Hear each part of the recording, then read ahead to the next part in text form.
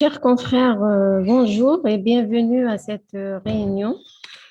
Le thème de cette présentation, c'est le diagnostic des candidoses au niveau du laboratoire de dermatologie. Je commencerai par vous définir ce que c'est que les candidoses. Donc, ce sont des affections mycosiques qui sont dues à des champignons levurifants du genre Candida et dont l'espèce la plus fréquente est le Candida albicans. Ce sont des affections qui occupent une place très importante parmi les mycoses qui sont rencontrées en dermatologie et qui peuvent toucher plusieurs parties du corps. Les principales candidoses observées sont les candidoses des plis. Alors, on a les grands plis et les petits plis qu'on appelle intertrigocandidosiques. Également les candidoses des fanères, appelées onyxis et périonyxis. La teinte des muqueuses buccales et vaginales sont également fréquentes. On peut observer également des surinfections de lésions préexistantes en dermatologie, telles que l'eczéma, le psoriasis et les lésions en voie de cicatrisation. Le diagnostic de ces affections il se fait par un examen mycologique qui est facile et nécessite un matériel simple, une observation au microscope optique après un prélèvement parfaitement effectué sur les lésions suspectes. De quoi on a besoin pour faire ces prélèvements, cet examen mycologique? Eh bien, pour prélever les muqueuses, on a besoin d'écouvillons, des vaccinociles ou curettes pour récolter des ongles et faire le grattage des squames, des boîtes de pétri pour récolter ces prélèvements, des lames et lamelles pour déposer le prélèvement afin de le préparer à l'observation, des réactifs comme la potasse à 30%, pour ramollir et éclaircir les prélèvements solides, de l'eau physiologique pour humidifier les écouvillons et éventuellement un microscope optique. Il faut savoir qu'il existe des conditions de prélèvement pour effectuer un bon examen mycologique. Il faut d'abord éviter les traitements antimycosiques locaux ou généraux, ainsi que les lotions colorées. Là, je vous montre un peu le matériel qu'on utilise, donc des grattoirs, pardon, des lames, des lamelles, des boîtes de pétri, des grattoirs. Alors, comment faire le prélèvement? Le mode de prélèvement est très important. Tout dépend de la lésion. Dans les périonyxis, on fait un grattage de la partie proximale et latérale de l'ongle avec un vaccinocyle où se trouve le champignon. Dans les intertrigaux, en cas de lésion sèche, le grattage il se fait avec un vaccinocyle. Des lésions humides se font avec un écouvillonnage de l'enduit blanchâtre. Dans les atteintes des muqueuses, on fait un écouvillonnage de la muqueuse buccale ou vaginale. Alors, l'examen mycologique, il comprend deux étapes. En fait, trois étapes avec le prélèvement, parce que le prélèvement est très important. Donc, après avoir fait le prélèvement, on effectue un examen direct qui permet la mise en évidence du champignon dans la lésion prélevée. C'est un examen qui est instantané, c'est-à-dire qu'il est donné tout de suite au patient après lui avoir fait le prélèvement. Quant à la culture, elle permet d'ensemencer le prélèvement sur un milieu gélosé pour identifier les espèces de candidats. Le milieu le plus utilisé est le saburo et le délai de pousse est de 48 à 72 heures, c'est-à-dire 2 ou 3 jours. Le résultat de l'examen, il dépend de la qualité du prélèvement effectué et de la zone à prélever. Donc, il faut savoir localiser les zones à prélever en cas d'atteinte d'ongle ou d'atteinte de la peau. Alors, l'examen direct, c'est ce qui va nous révéler. En cas de candidose, on va observer des levures bourgeonnantes rondes ou ovalaires avec ou sans pseudofilaments. Donc, cet aspect, il va nous poser le diagnostic de candida. La culture, quant à elle, elle donne au bout de 48 à 72 heures des petites colonies blanchâtres qui sont luisantes en surface de la gélose. Donc, dans les périonyxis, là, je vous donne des photos pour vous montrer un peu les zones de prélèvement. C'est un périonyxis candidosique. Le prélèvement doit se faire à ce niveau. Vous voyez la flèche, là où se trouve ce bourrelet collecté. Donc, il suffit de presser ce bourrelet pour récolter le pus à l'aide d'un écouvillon, ou alors gratter à ce niveau latéral, puisque la teinte candidosique, elle est soit proximale, soit latérale.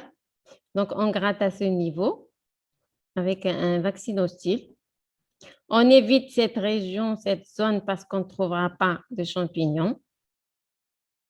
Donc, l'endroit idéal du prélèvement, c'est la partie proximale et la partie latérale.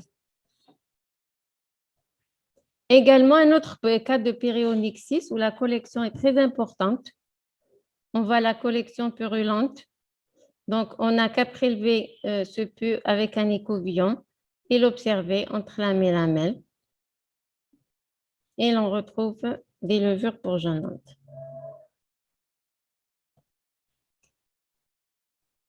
Un autre cas de d'onyxis candidosique, c'est un enfant. La teinte est non seulement proximale, regardez, au niveau du pouce, elle a atteint tout l'ongle et même de tous les doigts.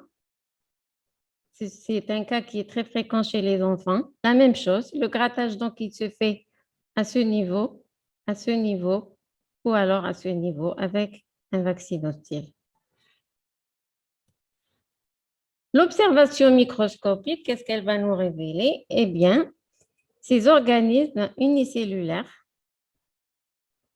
ovalaires ou rondes, bourgeonnantes, s'allongeant de temps en temps et s'agençant en formant des pseudofilaments comme à ce niveau.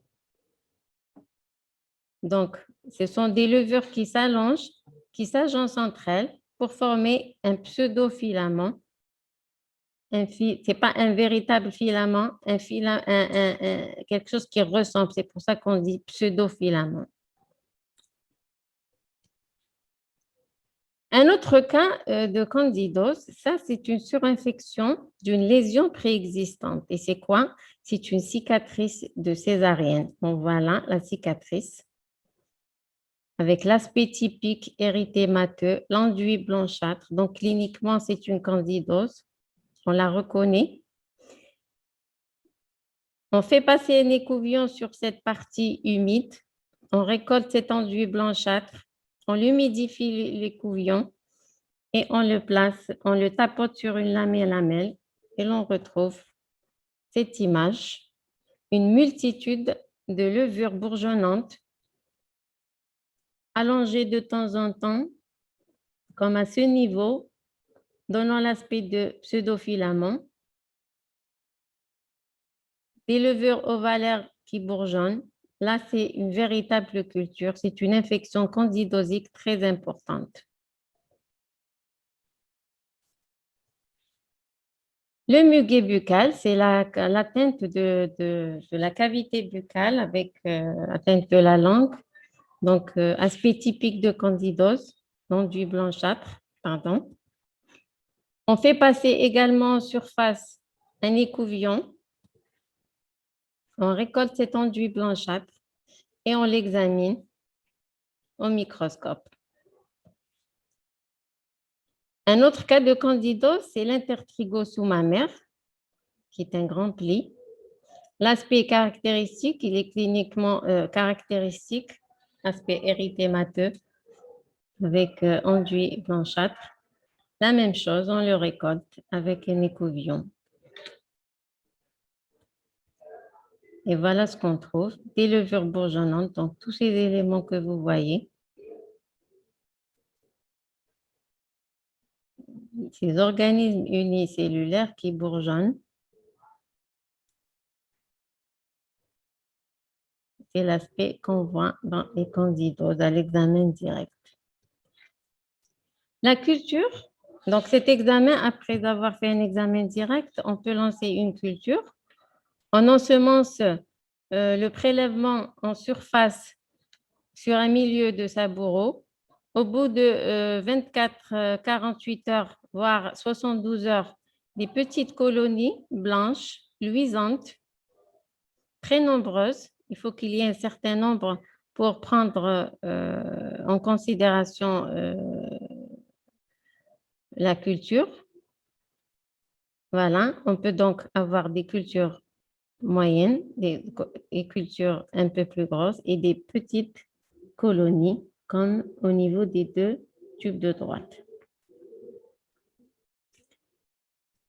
Pour finir, donc, je dirais que le diagnostic des candidoses en dermatologie se fait cliniquement dans 80% des cas, mais l'examen mycologique vient les confirmer.